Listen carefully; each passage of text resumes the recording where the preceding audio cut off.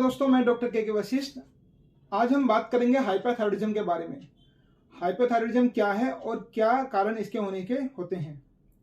Hyperthyroidism thyroid gland की एक बीमारी है जिसमें आपकी थायराइड ग्लैंड ज़्यादा हार्मोन बनाने लगती है और उसका सीक्रेशन करती है, जिसकी वजह से बॉडी की मेटाबॉलिक रिएक्शंस बढ़ जाती है, जिसको हम हाइपर मेटाबॉलिक कंडीशन कहते हैं।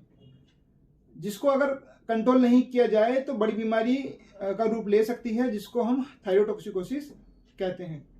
बात करते हैं क्या क्या कारण से आपको हाइपरथायरॉयडिज्म हो सकता है। इसमें आपका आता है डिफ्यूज टॉक्सिक गोइटर, जिसको हम ग्रेव्स डिजीज बोलते हैं। टॉक्सिक मल्टीनोडुलर गोइटर, जिसको हम प्लामर डिजीज बोलते हैं। टॉक्सिक एडिनोमा, या फिर ज़्यादा मात्रा में आप थायराइड हार्मोन लेने लगते हो मेडिकेशन के रूप में। सब एक्यूट थायरोइडाइटिस। आयोडीन कंटेनिंग जो ड्रग्स होती हैं, अगर आप उनको ज़्यादा लेते हो तो भी आपको हाइपरथायरॉयडिज्म हो सकता है। साथ ही TSH सीक्रेशंस पिट्यूटरी एडिनोमा और एक्टोपिक थायराइड टिश्यू, ये कुछ एग्जाम्पल हैं, ये कुछ कारण हैं जो आपका हाइपरथायरॉयडिज्म कोज करते हैं। तो ये है तो कुछ कारण जिनकी वजह से हाइपरथायरॉयडिज्म बनता है। अब हम बात करते हैं क्या क्या साइन और सिम्टम्स एक हाइपरथायरॉयडिज्म के पेशेंट में देखने को मिल सकते हैं। ऐसे मरीज में घबराहट, बेचैनी बनी रह सकती है। ऐसे मरीज को एंजाइटी की प्रॉब्लम हो सकती है। प्रिस्पिरेशन इंक्रीज हो सकता है। ऐसे पेशेंट को गर्मी बर्दाश्त नहीं होती है, बहुत ज़्यादा गर्मी लगती है। पेशेंट हाइपर एक्टिविटी पेशेंट में होती है।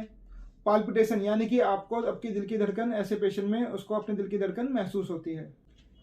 इसके अलावा आपकी धड़कन बहुत ज़्यादा तेज हो सकती है, या फिर आपकी धड़कन की जो लय है वो खराब हो सकती है, जिसको हम एरिथमिया कहते हैं। आपका ब्लड प्रेशर बढ़ सकता है। आप में स्किन प्रॉब्लम्स, जैसे कि स्किन आपकी गर्म हो सकती है, मॉइस्ट और स्मूथ हो सकती है।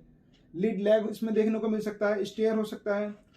पेशेंट के हाथों में कंपन आ सकता है। साथ ही मांसपेशियों में कमजोरी आना, वेट लॉस होना, भूख बढ़ना जैसी परेशानी इसमें देखने को मिल सकती हैं। अगर महिलाओं की बात करें तो महिलाओं की जो मेंस्ट्रुअल साइकिल होती है वो इरेगुलर हो सकती है। ऐसे मरीज में पेट की समस्याएं भी हो सकती हैं, जैसे कि बार बार लैट्रिन आना, दस्त लगना, पेट में दर्द होना, पेट फूलना या उल्टी जैसा मन हो सकता है। साथ ही आपकी आंखों के आसपास इडिमा हो सकता है, जिसको हम पेरिऑर्बिटल इडिमा कहते हैं। आपको डबल विजन हो सकता है, जिसको डिप्लोपिया कहते हैं। प्रोप्टोसिस हो सकता है, यानी कि आपकी आंखें थोड़ा बाहर की तरफ लगता है कि बाहर की तरफ प्रोट्रूड कर गई हैं। साथ में आपका पुअर लिड क्लोजर इसमें होता है। ये था हाइपरथायरॉयडिज्म के बारे में कि उसके होने के कारण क्या होते हैं और क्या और साइन सिम्टम्स आपको हाइपरथायरॉयडिज्म वाले पेशेंट में देखने को मिल सकते हैं। अब बात करते हैं, अगर आपको हाइपरथायरॉयडिज्म है तो आपको क्या क्या खाने की चीज़ों का सेवन करना चाहिए, आप क्या खा सकते हैं, क्या नहीं आपको खाना चाहिए। सही डाइट बहुत ज़रूरी होती है, क्योंकि हमारे खाने में कुछ ऐसे पोषक तत्व होते हैं जो हमारे थायराइड ग्लैंड को ठीक से काम करने में मदद करते हैं। वहीं कुछ ऐसी चीज़ें हमारे खाने पीने में होती हैं जो हमारी थायराइड ग्लैंड को ठीक से काम नहीं करने देती है। हमारा खाना पीना हमारे थायराइड हार्मोन के उत्पादन के साथ साथ और भी जो थायराइड के फंक्शन होते हैं उन पर भी प्रभाव डालता है। हालांकि हाइपरथायरॉयडिज्म आपके खाने से ठीक नहीं होता है, मगर कुछ पोषक तत्व जो खाने में मिलते हैं उसको रोकने में मदद कर सकते हैं। इनमें आता है आयोडीन, सेलेनियम और जिंक। यह एलिमेंट थायराइड ग्लैंड को ठीक से काम करने में मदद करते हैं। इनमें से आयोडीन का निर्धारित मात्रा में सेवन करना महत्वपूर्ण होता है, जो लगभग प्रतिदिन 150 माइक्रोग्राम के आसपास आपको आयोडीन का सेवन आपको करना चाहिए, जो थायराइड हार्मोन के थायराइड ग्लैंड के काम करने के लिए जरूरी होता है। आइए अब हम बात करते हैं हाइपरथायरॉयडिज्म के मरीजों को क्या क्या खाना चाहिए।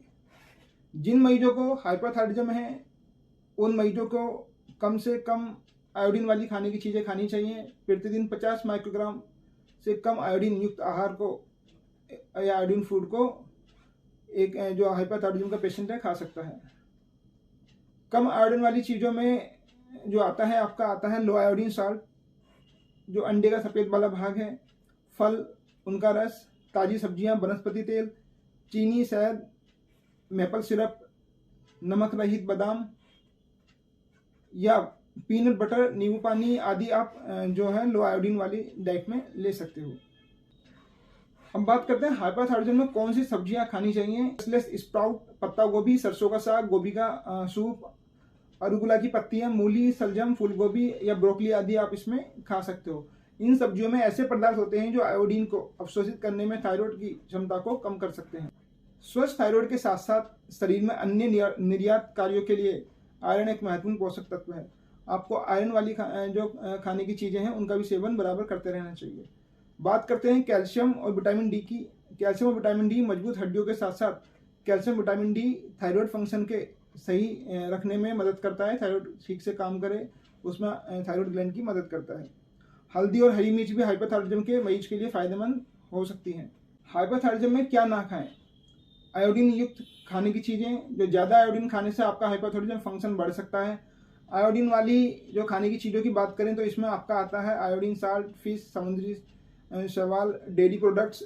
रेड डाई वाली खाने की चीज़ें, एग योक, जो पीला भाग होता है अंडे का, बेक्ड फूड आदि जो है आपके हाइपोथायरॉयडिज्म पेशेंट को नहीं खाने चाहिए।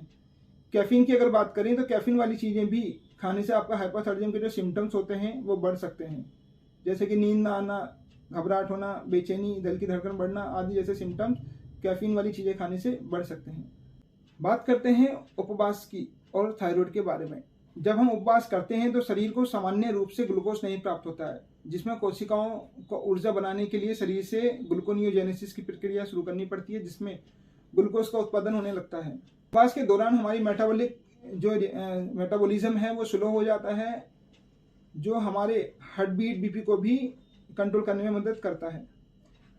थायराइड से होने वाली बीमारियों की रोकथाम काफ़ी जटिल होती है, इसलिए यह जरूरी है कि थायराइड की बीमारियों का पता और ट्रीटमेंट सही समय पर किया जाए। थायराइड डिसऑर्डर के लक्षणों के प्रति सतर्क रहना चाहिए। अगर यदि आपको इनमें से कोई भी लक्षण दिखाई देता है तो आपको अपनी डॉक्टर से सलाह जरूर लें। धन्यवाद।